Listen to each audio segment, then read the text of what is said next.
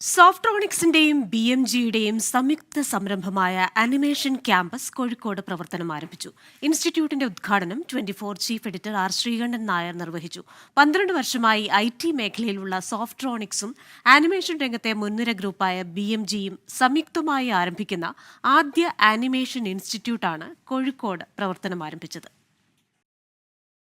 കോഴിക്കോട് മാവൂർ റോഡിലെ എമറാൾഡ് മാളിലാണ് animation and multimedia ക്യാമ്പസിന് തുടക്കമായത്.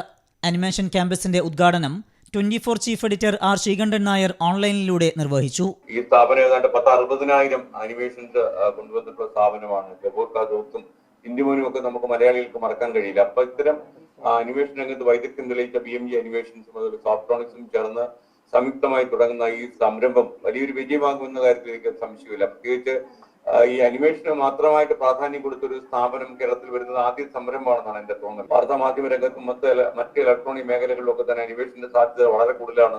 VM ഗഫൂർ എന്ന് പറയുന്ന ഒരു വലിയ അനിമേറ്റർ, വലിയ ഒരു കാർട്ടൂണിസ്റ്റ്, കേരളത്തില് ആളുകൾക്ക് ഒരിക്കലും മറക്കാൻ കഴിയാത്ത കാർട്ടൂണിസ്റ്റ് ഒരാളായ VM ഗഫൂറിന്റെ മകൻ തൻവീറാണ് ഈ രംഗത്ത് പ്രവർത്തിക്കുന്നത്. തൻവീർ ഗഫൂറും ഒക്കെ തന്നെ നമ്മളുമായിട്ട് വളരെ ബന്ധമുള്ള ഒരാളാണ്. അപ്പൊ ഈ അനിമേഷൻ ക്യാമ്പസ് വലിയൊരു വിജയമാകട്ടെ, ഒരുപാട് കുട്ടികൾ അത്താണിയാകട്ടെ എന്ന് ഞാൻ ആത്മാർത്ഥമായിട്ട് ആശംസിക്കുന്നു. കോഴിക്കോടിന് പുറമെ പാലക്കാട്, തൃശൂർ, കൊച്ചി എന്നിവിടങ്ങളിലാണ് സോഫ്ട്രോണിക്സിന്റെ ക്യാമ്പസുകൾ പ്രവർത്തിക്കുന്നത്.